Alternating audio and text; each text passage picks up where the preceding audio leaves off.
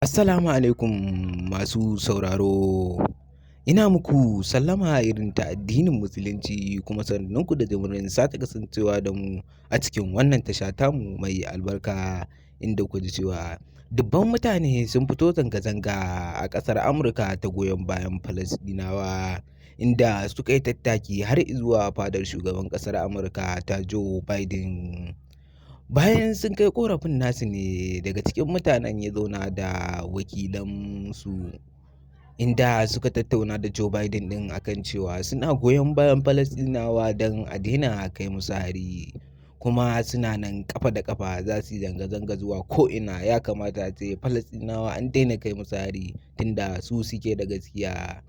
Inda ya karɓi wannan batu nasu inda ya yi tattaki har zuwa ƙasar Gaza don kai wa shugaban martanin da al'ummarsa suka gaya masa.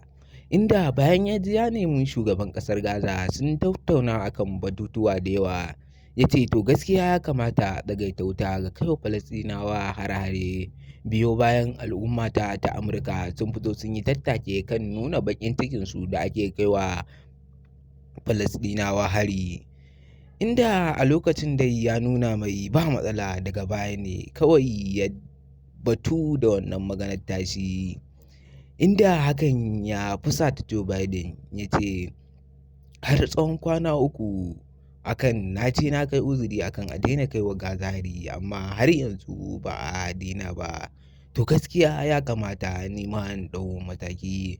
Inda ake tunani a cikin waɗannan ƙasashe guda biyu su ma rigima za ta iya ɓarkewa da su a cikin tsakanin ƙasar Amurka da ƙasar Gaza domin wannan abun ya fusata Joe Biden matuƙa.